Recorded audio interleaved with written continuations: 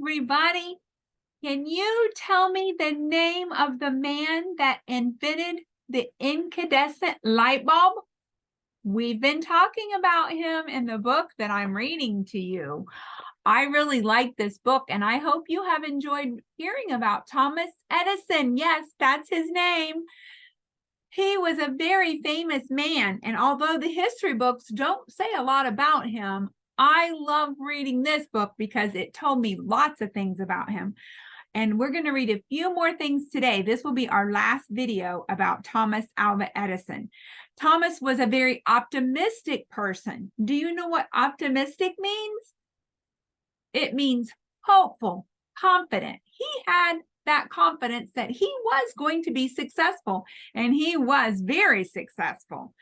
Not everything went right, and sometimes he had bad days, just like you and I, but he just kept at it. Sometimes people would belittle his efforts, or they would make fun of him and make him think that he wasn't that important. But he just kept at it. He did not let anybody or anything keep him from continually learning and inventing and trying to figure things out. So he was a good example to us that we should always give our best, that we should always keep trying. He never thought of himself as a scientist, but he thought of himself as an inventor. So that's what we know him as an inventor. So it's incomprehensible, all the things that Edison invented. He was a vital part of my nation's history. I live in the United States of America, and this is my flag. So in the U.S., he did a lot of good for my country, but he also did a lot of good that went all over the world today, because everybody in all countries know what a light bulb is, right? And we know that it's important to be able to have light. I am thankful for when I get to have light. So Thomas Edison did some wonderful things that we haven't yet talked about. So I want to share them with you. One thing is curiosity is the key. He was so curious. He was so excited to learn and to explore that he found out a lot of things that other people did not do. He was not easily discouraged, and he never gave up. Many, many times he would work on something, and it took him a long time before he got a light bulb that would burn. But after he did, it burned for many, many hours. And so we're thankful that he just kept at it. So here's a picture of Thomas Edison one time in his life. We have other pictures in our book. I found this story very interesting, and I'll show you the picture here. Here he is working at his workbench.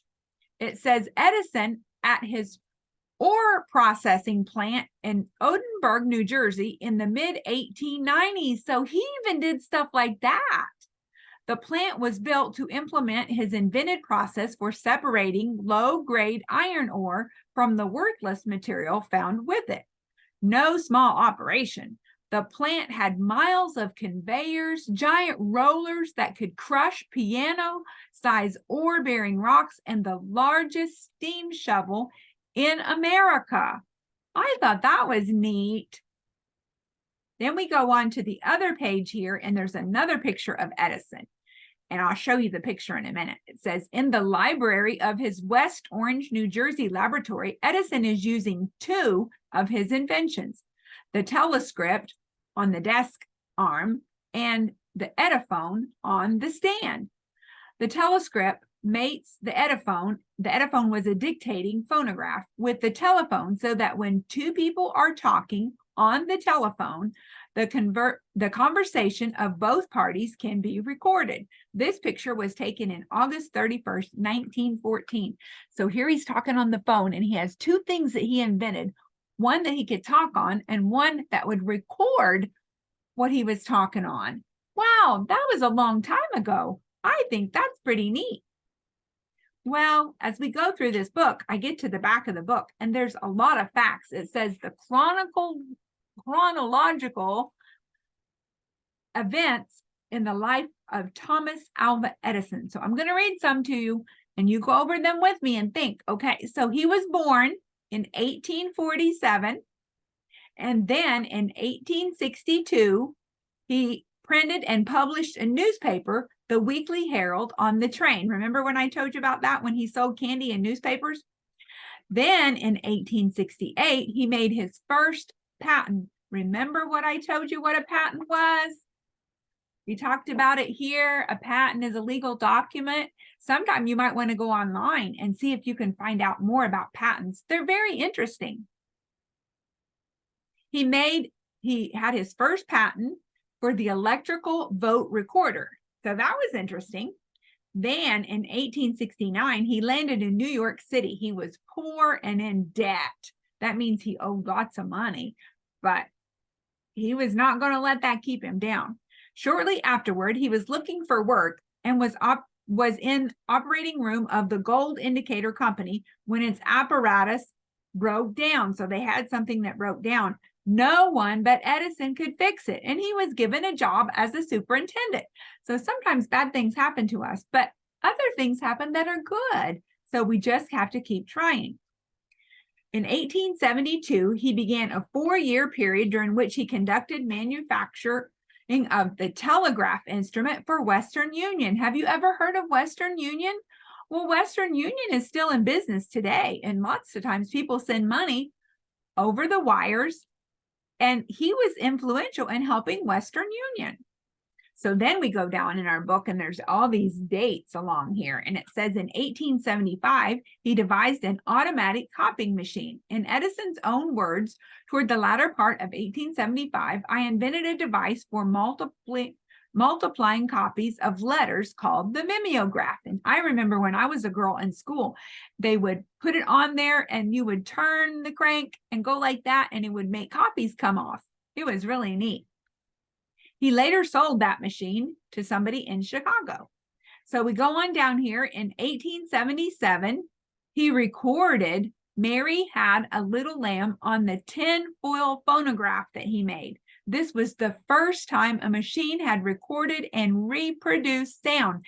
Now, I'm speaking to you today over a video that has been recorded. But way back then in 1877, they didn't have that. So Thomas Edison invented it.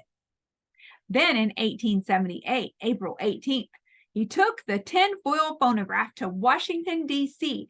That is the capital territory where I live, just like Abuja is the capital territory in Nigeria. And wherever you may be listening from today, you have a capital. He went and he showed this to the president of the United States. That would have been pretty cool. Would you like to go to the president of your state and show them your invention? I think it would be neat. I would be nervous though, wouldn't you? In 1879, he invented the first practical incandescent electric lamp on October 21st. So that's a very important date that we still know about today. The lamp maintained its incandescence for more than 40 hours. That was the longest ever that the light bulb would stay lit when you had electricity. In 1880, he started operation of the first passenger electric railway in the country. That was pretty cool, wasn't it? In 1881, he opened offices of Edison Electric Light Company. So he even ran a light company. In 1882, he opened the first commercial incandescent lighting and power station in London, England. So he left the United States with his inventions, and he's starting to go across the world. Would you like to invent something that would be used way across the world? I think it would be pretty neat. And let's see, let's go in our book. Let's keep going. We find some more interesting facts. In 1891, he applied for the patent on the motion picture camera. With the invention of this mechanism, which used a continuous tape-like film, it became possible to take and reproduce motion pictures as we do today. When you watch a show, a movie or something, it originated way back then when he was able to start doing these kind of things. So then we go down to 1901.